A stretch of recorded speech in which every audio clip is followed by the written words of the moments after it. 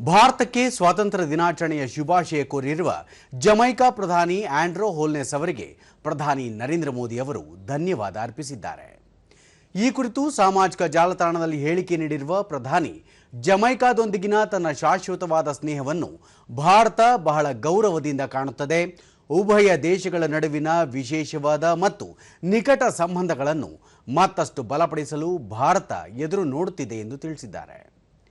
ಭಾರತಕ್ಕೆ 80ನೇ ಸ್ವಾತಂತ್ರ್ಯ ದಿನಾಚರಣೆ ಶುಭಾಶಯ ಕೋರಿದ್ದ ಜಮೈಕಾ ಪ್ರಧಾನಿ, ಪರಸ್ಪರ ಗೌರವ, ಹಂಚಿಕೆಯ ಮೌಲ್ಯಗಳು ಮತ್ತು ಜನರಿಂದ ಜನರ ನಡುವಿನ ಸಂಪರ್ಕಗಳಲ್ಲಿ ಬಲವಾಗಿ ನೆಲೆಗೊಂಡಿರುವ ಭಾರತದ ಜೊತೆಗಿನ ಸಂಬಂಧವನ್ನು ಜಮೈಕಾ ಬಹಳವಾಗಿ ಗೌರವಿಸುತ್ತದೆ ಎಂದು ಹೇಳಿದರು. ಮುಂಬರುವ ವರ್ಷಗಳಲ್ಲಿ ನಿರಂತರ ಶಾಂತಿ, ಪ್ರಗತಿ ಮತ್ತು ಸಮೃದ್ಧಿಗಾಗಿ ಪ್ರಧಾನಿ ನರೇಂದ್ರ ಮೋದಿ ಹಾಗೂ ಭಾರತದ ಜನರಿಗೆ ಶುಭಾಶಯಗಳನ್ನು ತಿಳಿಸುತ್ತೇನೆ ಎಂದು ಆಂಡ್ರೋ ಹೋಲ್ನೆಸ್ ತಮ್ಮ ಸಂದೇಶದಲ್ಲಿ ತಿಳಿಸಿದ್ದರು.